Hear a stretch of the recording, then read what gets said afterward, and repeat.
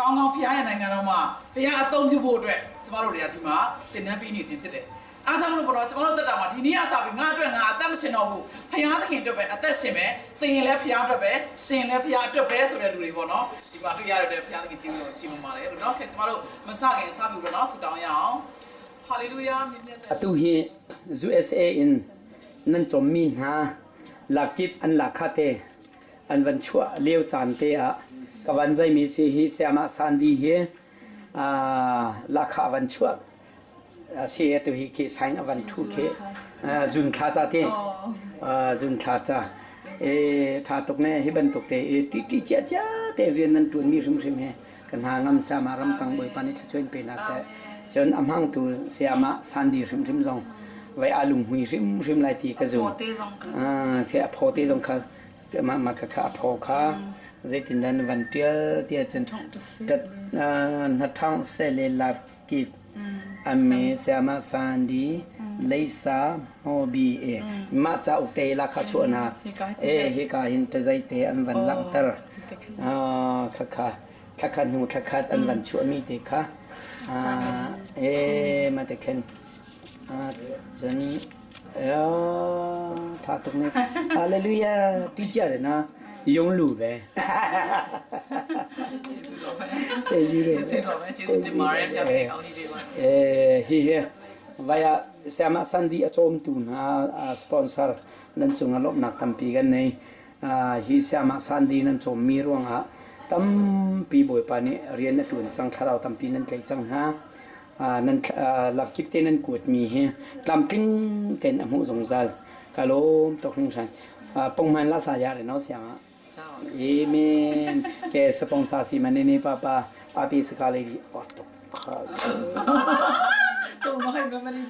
ဟုတ်ပြီဒီဆီယာမကတော့ဆီယာမမတ်နော်ခုလို့ခေါ်ပါတယ်သူကကျွန်တော်တို့အမိုင်တာတနာမှာအင်္ဂလိပ်ဆီယာမတယောက်အနေနဲ့မှုတော်မြတ်မှာထမ်းရွက်နေတာဖြစ်ပါတယ်ဆီယာမမတ်နော်ခုကိုဖျားသခင်ကဘလို့ဘုန်းတော်ထင်ရှားဆက်ခဲ့တဲ့ဆိုတဲ့အကြောင်းကိုတက်တည်ခံပြီးဖို့တကယ်ရှိနာပါနဲ့ဖိတ်ခေါ်ပါတယ်ရှေးဥစွာဖျားရှင်ကျေးဇူးတော်ကိုချီးမွမ်းပါတယ်လို့ဒီကဲတော့ချိန်တိုင်းကောင်းကိုပြင်ဆင်ပေးပြီးတော့မှကျမတို့ရဲ့အသက်တာမှာဘုရားသခင်ကောင်းမြတ်တဲ့အရာတွေကိုပြန်လည်ပြီးတော့မှတက်သိခံရသည့်အတွက်လည်းကျေးဇူးတော်ချီးမွမ်းပါတယ်လို့ကျမကတော့ကျမနာမည်ကတော့မနော့ခုလို့ခေါ်ပါတယ်ကျမယခုလက်ရှိမှာတော့ MMI မှာပေါ့နော်တာနာအင်ဝီကလီပဲမှာကျမဆက်ကပါဝင်နေပါတယ်လို့ကျမဒီနေ့တက်သိခံလို့တဲ့အရာကတော့ကျမကအရင်တော့ကဆိုရင်မီယိုဖလာခရီးယန်တယောက်ဖြစ်ပါတယ်ဘုရားသခင်ကောင်းမြတ်ကြောင်းကိုလည်းကျမမသိပါဘူးကျမဘာသာတစ်ခုအနေနဲ့ပဲကျမမှာအသက်ရှင်နေထိုင်မှုရှိခဲ့တယ်ဒါပေမဲ့ကျမရဲ့အသက်တာမှာဘုရားသခင်ရွေးကောက်တဲ့အခါမှာ2008ခုနှစ်မှာကျမပြောင်းလဲတယ်ကဲတချင်းစိတ်ချမှုကိုကျမရရှိတယ်ပြီးတဲ့အခါမှာ2010ခုနှစ်မှာကျမစတက်ပြီးတော့မှကျန်းစာကျောင်းတွေတက်တယ်တင်တန်းကျောင်းတွေတက်ပြီးတော့မှယခုကဲ့သို့လိုမျိုးကျမဆက်လက်ပြီးတော့အမှုတော်ဆောင်နိုင်တာဖြစ်တယ်ကျမရဲ့အသက်တာမှာတကယ်ပဲဘုရားသခင်ရွေးကောက်တယ်လို့ခံစားယုံကြည်တယ်ဘုရားသခင်ရဲ့ထံမှာကျမကြားနာရတဲ့တည်င်းစကားကတော့ဘုရားသခင်ရဲ့အခွင့်အာဏာတကိုးတွေဟာဘုရားသခင်ချစ်တဲ့သားသမီးကျွန်တော်ကျမတို့ကိုတကယ်ပဲပေးအပ်ထားတယ်လို့ကျမစသိရတဲ့အချိန်မှာကျမဒီဘုရားသခင်အတွက်တကယ်ပဲဆက်ကလာတာဖြစ်ပါတယ်ကျမသာသနာ့ကွင်းတစ်ကွင်းကိုကျမလုံးဝဘုရားသခင်စီမှာယူပါယုံကျမမေးတဲ့အခါမှာဘုရားသခင်ပြတယ်ဘုရားသခင်ပြပြီးတဲ့အခါမှာကျမဆက်လက်ပြီးတော့မှတကယ်ပဲသွားရောက်ပြီးတော့မှကျမလှုပ်ဆောင်နေတာဖြစ်ပါတယ်အဲ့ဒီသာသနာ့ကွင်းကတော့ကျမသွားတဲ့အခါမှာမယုံကြည်သူဗုဒ္ဓဘာသာတွေနှက်စားကြရင်တွေတကယ်ပဲအများကြီးတကယ်ပဲစုံကဝေတွေ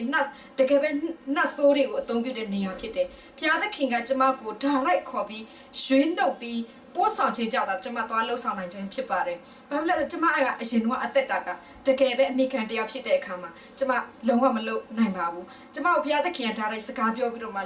ပို့ဆောင်တဲ့အခါမှာတကယ်ပဲဘုရားသခင်ကကျမကိုပြောတယ်ငါသမီးတင့်ကိုငါသုံးချင်တယ်။တဲ့ရဲ့အသက်တာတွေဘဝတွေကိုပြုပြင်လိုက်ပါဆိုတဲ့အချိန်မှာသူ့ရဲ့အတန်တော်ကိုကြားတဲ့အချိန်မှာကျမသွားပြီးတော့မှဘုရားသခင်တဲ့အစေခံနေပါတယ်။ကျမသွားတဲ့နေရာကတော့ 3ရွာဆက်ပေါ့နော်ရှေထွေးကုန်းကြောက်ပုံကွေးပေါက်ဆိုတဲ့ရွာကလေးမှာကျမခုချိန်ထိစက်ကပါဝင်နေတော့ပါပဲအင်ဝီကလေးသွားဝင်ငါတဲ့အခါမှာတကယ်ပဲအနာရောဂါတဲ့သမားတွေကိုကျမတို့စတင်တွေ့ရှိရပါတယ်အဲ့ဒီအချိန်မှာကျမတို့စုတောင်းတဲ့အော်ဘရဖျားတကယ်အမှုကိုပြုတယ်ကျမတကယ်လက်တွေ့ခဲ့ရတယ်တကယ်ပဲတကိုယ်လုံးကအနုတကယ်ပဲအရေးရွှဲနေအောင်ဖြစ်နေဘယ်စီယာကိုဘယ်စေးရုံကမှလက်မခံတော့တဲ့အချိန်မှာ तू ကဘယ်တုန်းကမှလူတော်တယ်မတိုးနိုင်တော့တဲ့အမျိုးသမီးတစ်ယောက်ကိုကျမတို့တွေ့တဲ့အခါမှာကျမတို့တကယ်လက်တင်စုတောင်းတဲ့အခါမှာအဲ့ဒီအမျိုးသမီးကြီးတကယ်ပဲလုံးဝယောဂပျောက်သွားတာကိုတွေ့ရတယ်သူ့ရဲ့ခန္ဓာကိုယ်ကပြန်ကောင်းလာတယ်သူ့ရဲ့အပေါ်ကအရှိကိုတွေကတကယ်ပဲမွေရေကိုကဲသူကွာချပြီးတော့မှပြန်ကောင်းလာတာကိုကျမတို့တွေ့တဲ့အခါမှာဘုရားရှင်စတင်ပြီးတော့ကျမကိုအသုံးပြုတယ်ဘုံတော်ထင်ရှားတယ်ဆိုတာကျမလက်ရှိတကယ်ကိုတွေ့ရှိရတာဖြစ်ပါတယ်ကျမဒီအစတုန်းကဒီလိုမျိုးဘုရားသခင်ကျမကိုသုံးမယ်ဆိုတာကျမမခံစားမိဘူးဒါပေမဲ့ကျမသိလိုက်တဲ့အရာဘုရားသခင်အရှမ်းကောင်းမြတ်တယ်ကျမတို့လိုလူတွေစက်ကပ်လာပြီဆိုဘုရားသခင်တကယ်သုံးမယ်ဆိုတာကျမသိတဲ့အချိန်မှာပေါ့နော်ကျမတကယ်စက်ကပ်လိုက်တဲ့အချိန်မှာတကယ်အောဘရနမိတ်လက်ခက်ခနာကိုလည်းကျမမြင်တွေ့ရပါတယ်နောက်တစ်ယောက်ကတော့ယခုဒီလက်ထဲမှာပဲလောလောလလအခုချိန်ဒီပဲသူကစိတ်ယုံတက်ရနေတယ်ကျမပြောမယ်ဆိုရင်ကျမရဲ့အမျိုးသားဘက်ကမိခင်လည်းဖြစ်ပါတယ်မယုံကြည်သူတကယ်ပဲနောက်ဆိုဝင်းကြီးဆိုးတွေကိုကိုးကွယ်တဲ့မျိုးသမီးတရားဖြစ်ပါတယ်သူ့ကိုစိတ်ယုံတင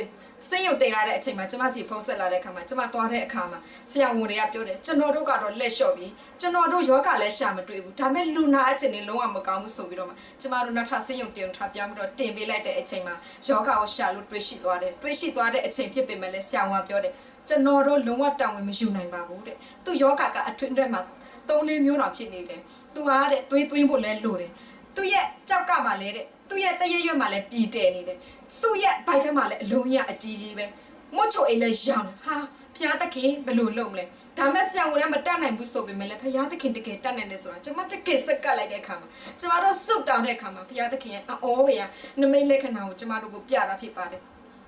တကယ်ပဲအဲ့ဒီမျိုးသမီးရေပေါ့နော်ကျမရဲ့ရခမဖြစ်တဲ့မျိုးသမီးကတကယ်ပဲတဖြည်းဖြည်းနဲ့ပြန်ကောင်းလာတာဖြစ်ပါတယ်ဆရာဝန်တွေကပြောတယ်ခွဲစိတ်ရမယ်ကျမတို့လုံးဝမခွဲစိတ်တော့မယ်စုတောင်းချစ်တကောအားဖြင့်သူဒီအရက်20ကျော်လောက်ကြာတဲ့အခါမှာကျမပကတိချင်းပြန်ရလာတာဖြစ်ပါတယ်သူဒီကောင်းမှုစွာပြန်စားလာနိုင်တယ်ကောင်းမှုစွာအိတ်နိုင်တယ်လမ်းထရှောက်နိုင်တယ်ကောင်းမှုစွာလူကောင်းမှုဒီပြန်ဖြစ်လာပါတယ်ကျမအရန်အော်ပါတယ်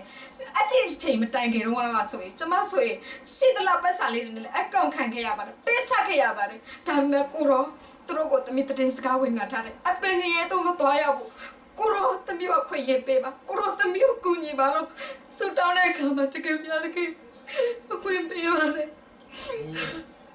်တကယ်ပြတ်ကိပရမှုပြပါတယ်ဒီကိုသူတို့စနေမောင်နှမပြီးတော့ဆိုယေရှုခရစ်တော်ဘုရားကိုယုံကြည်လာတာဖြစ်တယ်သူတို့သိလိုက်တယ်သူတို့ကိုဖယ်ဆီးရှိသူတို့ကတည်းကရှိဦးသူတို့သိလိုက်တာဖြစ်ပါတမချေကိုလည်းသူတို့ကရရှိတော့ဖြစ်ပါပြတ်ကိကောင်းမြပါတယ်တကယ်ပြတ်ကိကောင်းမြပါတယ်လို့ကျွန်မသိကြလို့ပါတယ်ကျွန်တော်တို့ဘာမှမဟုတ်ပြတ်ကိသုံးနေချင်းကြောက်ဖြစ်ပါတယ်ယခုလိုကျမတို့ကိုဒီလိုအမှုတော်ကိုဆောင်နိုင်ဖို့အတွက်နိုင်ငံရဲ့ချမ်းသာဒီလိုစမောင်စာကိုထောက်ပံ့ပေးတယ်ကျမတို့အတွက်ကျေးဇူးရှင်နေလို့တကယ်ကျေးဇူးတင်ပါတယ်ကျမတို့ရရှိလက်ကလေးတွေနဲ့လူနာတွေအတွက်လည်းသုံးပြုတယ်အပြည့်မှုတော်ဆောင်နိုင်ခြင်းဖြစ်ပါတယ်ကျေးဇူးတင်ပါတယ်ဆက်လက်ပြီးတော့မှကျမတို့ကျူပိုင်ထားရရှိပါတယ်ကျမရွေးချယ်ထားတဲ့တနာကိုပြောင်းရတာအယောက်30လောက်ရှိပါပြီအဲ့ဒီတနာကိုမှကျမဒီဖယားသခင်ကိုကိုးကွယ်နိုင်တော့အနေနဲ့တော့ဗိမာန်တော်လေးကိုတင်ဆောင်မှာဖယားရှင်ဘုံတော်တင်ရှားစာဆက်လက်လို့ဆောင်ဖို့ယူပါယူထားရှိထားခြင်းဖြစ်ပါတယ်အမကကျမလို့ဆောင်ကျမတက်ရှိဒီရှာကကိုရောတို့ပြပါစေကျမတို့ကဘာမှမဟုတ်တဲ့လူတွေပါကိုရောတော်ရချစ်ချောကျမတို့စကားပေါက်နေရတဲ့တော့ဖယားရှင်ကြီးတော်တူချင်ပါပါတယ်ကျမရဲ့တသနာဘမှာကျမကိုဆက်လက်ပြီးတော့ပါဝင်နေကြပါဆုတောင်းပေးကြပါအဲ့လိုကျမမြတ်တရခံချင်ပါတယ်ဒီနေ့ကြားနာတဲ့သူတွေအရောက်ချစ်စတဲ့ဆက်လက်ရတဲ့တတပါတရကောင်းချီးပေးပါစေအာမင်ဟုတ်ပြီဆ iam မနောကူလည်းဘုရားသခင်ကောင်းကြီးပေးပါစေဆက်လက်ပြီးတော့မှလည်းဘုရားသခင်ရဲ့တာသနာမှာဆက်လက်တိုင်းခင်အသုံးပြုပါစေဒါကတော့ကျွန်တော်တို့မြန်မာနိုင်ငံမှာရှိတဲ့ MMI သာသနာ့ဆရာမများဖြစ်ပါတယ်သူတို့တွေကတော့တကယ်ပဲဘုရားသခင်ရဲ့အမှုတော်ကိုအောဝယ်ပြုခဲ့တဲ့ဆရာမတွေဖြစ်ပါတယ်ဘုရားသခင်တကယ်ပဲအသုံးပြုခံရတဲ့ဘုရားသခင်ရဲ့အစီကိုခံရတဲ့တကယ်ပဲဆရာမတွေဖြစ်ပါတယ်လို့သူတို့ရဲ့အတ္တတာမှာဘုရားသခင်ကသူတို့အားဖြင့်ဘုရားသခင်ရဲ့ဘုန်းတော်ကိုတကယ်ထင်ရှားစေခဲ့ပါတယ်ဘုရားသခင်ရဲ့အမှုတော်ကိုအောဝယ်ပြုတဲ့အကြောင်းအရာကိုဆရာမတွေတရားကိုချင်းပြီးကျွန်တော်တို့အင်တာဗျူးလုပ်တာကိုမှတ်တမ်းတင်ပြီးမှဖြစ်ပါတယ်လို့ဒါမြန်မာနိုင်ငံမှာရှိတဲ့ MMI ရဲ့ တကယ်ပဲဘုရားသခင်ရွေးကောက်ထားတဲ့ဆရာမတွေဖြစ်ပါတယ်လို့သူတို့ကိုလည်းဘုရားသခင်တကယ်အသုံးပြုပါတယ်ဆိုတာကိုကျွန်တော်ပထမဦးဆုံးအနေနဲ့ introduce လုပ်ချင်ပါတယ်လို့ကျေးဇူးတင်ပါတယ် ဟုတ်ကဲ့ကိုဆရာထွန်းထွန်းတက်တက်ခံဆရာချင်းကျွန်တော်တို့အားလုံးနားထောင်ကြပါစို့ကဲဆရာတခုလုံးပြောလိုက်တော့အားပေးလိုက် ကောင်းမြတ်ပါတယ် အာမင် အထူးသဖြင့်လူမျိုးတကာပေါ်မှာကောင်းမြတ်တယ် အာမင် လူမျိုးတကာထဲမှာတခါထပ်ပြီးတော့ချင်းလူမျိုးများအပေါ်မှာကောင်းချီးပေးတယ်ဗျာ အာမင် စောကောင်းကြီးဟာလူမျိုးတကာမှာခံစားရတယ်လို့ချင်းနေမှာလည်းခံစားရတယ်ကရင်လူမျိုးမှာလည်းခုနလိုယဉ်ကျေးမှုအားဖြင့်ဘုရားရှင်ဟာနော်အလင်းကိုဖြစ်စေတယ်လို့ကချင်မှာလည်းကြွယ်ဝခြင်းအားဖြင့်ဘုရားရှင်ဟာကောင်းချီး အာမင် အဲ့ဒီထဲမှာထပ်ပြီးချင်းလူမျိုးရဲ့အပေါ်မှာကြတော့ကျွန်တော်တို့လူမျိုးတကာနဲ့အထူးသဖြင့်ဗမာလူမျိုးတွေအတွက်ခွန်အားရစေလို့အဲ့ဒီခွန်အားကဘာလဲဆိုတော့အခုလိုရောက်လာတဲ့နေရာမှာတွာလာရေးလမ်းမဆက်သွယ်ရေးဟာကျွန်တော်မြန်မာပြည်မှာရောက်ဖူးတဲ့နေရာတွေထက်ထင်တာတဲ့ပို့ပြီးတော့စိုးတယ်အဲ့စိုးတဲ့အထဲမှာတခါထပ်ပြီးတော့ဖះရှင်ဟာဒီမှာရှိနေကြတဲ့ချင်းလူမျိုးတွေကိုယနေ့ကျွန်တော်တို့နိုင်ငံတကာမှာဖះရှင်ဟာပို့ဆောင်ပေးတယ်ဒီမှာဆိုလို့ရှိရင်နေထိုင်ရတာဟာတနေ့ကျွန်တော်တို့ခေါင်းနေနော်ကျွန်တော်တို့မြို့ကြီးပြကြီးတွေနဲ့အဆက်အသွယ်ပြတ်တယ်နော်လူနေထိုင်မှုမှာလူအနေနဲ့တွေးမယ်ဆိုရင်တော့နည်းနည်းနေထိုင်ရေးအဆင့်ကျတယ်သို့တော်လည်းဖះပါလာတဲ့အခါမှာထိုလူမျိုးရဲ့အပေါ်မှာယနေ့ကျွန်တော်တို့ရန်ကုန်သားတွေရန်ကုန်မှာမွေးတဲ့လူတွေကျွန်တော်တို့လေးစိမ့်နဲ့หนีပြီးတော့ကျွန်တော်တို့နိုင်ငံရခြားအောင်မရောက်ဘူးဒါပါလဲဆိုကျွန်တော်တို့အဲ့ဖះကိုမသိသေးတဲ့အတွက်ယနေ့ဖះကိုသိသွားတဲ့ချင်းလူမျိုးတွေကတော့ယနေ့သူတို့မတက်ရင်နေပါစေအသိပညာမရှိနေပါစေဖះရဲ့ကျေးဇူးတော်ဟာနိုင်ငံတကာကိုပို့ဆောင်ပေးတယ်အာမင်ပို့ဆောင်တဲ့အပေါ်ကောင်းကြီးမင်္ဂလာမှာယနေ့အစ်စ်နေနဲ့ဆိုတဲ့ချင်းလူမျိုးတွေဟာယနေ့မြင့်မားစွာနဲ့ကဘာမှာနိုင်ငံတကာပြက်ပြီးနေရတဲ့အခွင့်အကောင်းကြီးကိုရတယ်အာမင်အဲ့ဒီမှာလူမျိုးတကာထဲမှာထပ်ပြီးတော့ဖះကဘာကိုကောင်းကြီးပေးတာလဲဆိုတော့ယနေ့ကဘာကိုပတ်ပြီးမြန်မာပြည်အတွက်အထူးသဖြင့်မြန်မာလူမျိုးတွေအတွက်သာသနာကိုပြုရတဲ့လူမျိုးဆိုတဲ့အခွင့်ကိုဖះပေးတယ်အာမင်ဒါကြောင့်ကြားနာတဲ့ညီကိုမောင်နှမတွေဖះရဲ့ကျေးဇူးတော်ကိုချီးမွမ်းပါဖះရဲ့ဂုဏ်တော်ကိုချီးမွမ်းပါနော်ဖះရှင်ရဲ့ကောင်းမြတ်ခြင်းကိုနေ့ရက်အစဉ်တိုင်းသိပြီးတော့ဖះဟာချင်းလူမျိုးတွေအတွက်ပေးခဲ့တဲ့အသက်ထို့အသက်ကဲသွေးတစ်ဆက်အတွက်ကြည်ဖို့ချင်းလူမျိုးတွေဆက်လက်ပြီးတော့သာသနာမှာပြန့်ပွားပါစေအာမင်ကောင်းကြီးမင်္ဂလာအဖျက်ဖျက်ခံစားရပါစေလို့ဖះရဲ့နာမတော်မှာကျေးဇူးတော်ချီးမွမ်းရင်းနဲ့မေတ္တာပို့သပေးလိုက်ပါအာမင်ကြားနာတဲ့မြတ်စွာကောင်းကြီးဖြစ်ပါစေအာမင်ဆရာထွန်းထွန်းရဲ့တိတ်တိတ်ခံချက်ပေါ်မှာအစတရားမကတော့ကောင်းကြီးဖျားသခင်တုံလောင်းပါစေ။ဂျာနာတို့အယုတ်တန်းရဲ့နှလုံးသားဒုတိပါစေ။အာမင်။အယံဝမ်းတာတယ်အယံကြည့်ရပါမယ်နော်။ရတယ်ဆရာ။ဒီလိုဆိုဟိုမှာဆရာကြီးတော့လည်းရောက်လာတယ်ဟိုမှာဆရာကြီးတော့လည်းလာနေပြီဟာလေလုယာတင်တိုင်းဘလူလေချင်းဒီကောင်းလားတကယ်တည်းမှာနေပါလေအားမနေနေမနေပါဘူးဟာလူလားအလေးကြီးဟ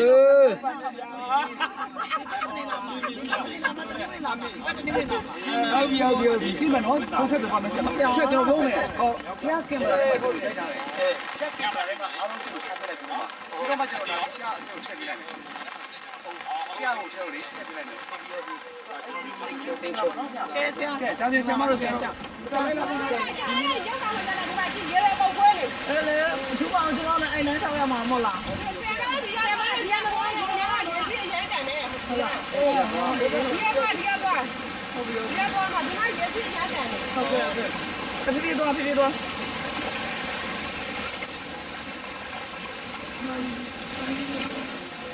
နိုင်ပိုင်းလေးနဲ့လာတော့တရားလေးပေါ်နေတာဟုတ်တယ်လေပေါ်တော့ကြည့်ရတာတက်တာတော့အေးဘောကြည့်တဲ့အချိန်ဟုတ်တယ်ผมนักกันกันแล้วที่เรียนนี้ที่ตินอาปุมีวิาแต่งักเชอุปาเหตุฮีเบียกินขัดหลักกันอันนึงเขาเรีย